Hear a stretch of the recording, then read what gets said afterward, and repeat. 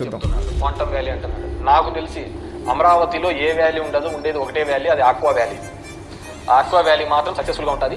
మనము ఏదైనా కానుంటే ఈ చిన్న చేపలు తీసుకొని వచ్చి అక్కడ చేపల పెంపకం చేస్తే డెఫినెట్గా మంచి రిజల్ట్స్ వస్తాయని చెప్పేసి నేను అంతకుమించి అమరావతి అని ఇతను పెట్టిన ఏ దీంట్లో ఎటువంటిది కూడా పురోగతి, ఓన్లీ పురోగతి ఏదైనా ఉంది అంటే మాత్రం ఫిషరీస్ మాత్రం బాగా డెవలప్ అవుతాయి. ఇతను మాట్లాడితే ఏమంటున్నాడు, అమరావతిలో ఫిషరీస్ మాత్రమే అవుతాయి, ఇంకేది కాదని. Amaravati is the state capital of Andhra Pradesh. ఈ రోజు నువ్వు చేపలు ఈ విధంగా అంటూ ఉన్నావు.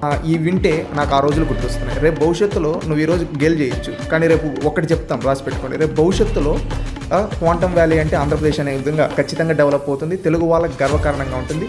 మీరు ఈరోజు ఎవరైతే గేల్ చేస్తారో మీ కుటుంబాలు సైతం రేపు దానివల్ల బాగుపడతాయి. గుర్తుపెట్టుకోండి, ఒక లీడర్ అనేవాడు భవిష్యత్ తరాల కోసం ఆలోచిస్తాడు. అది ఆనాడు హైటెక్ సిటీ రూపంలో నిజమైంది, రేపు క్వాంటమ్ వ్యాలీ రూపంలో నిజమవుతుంది.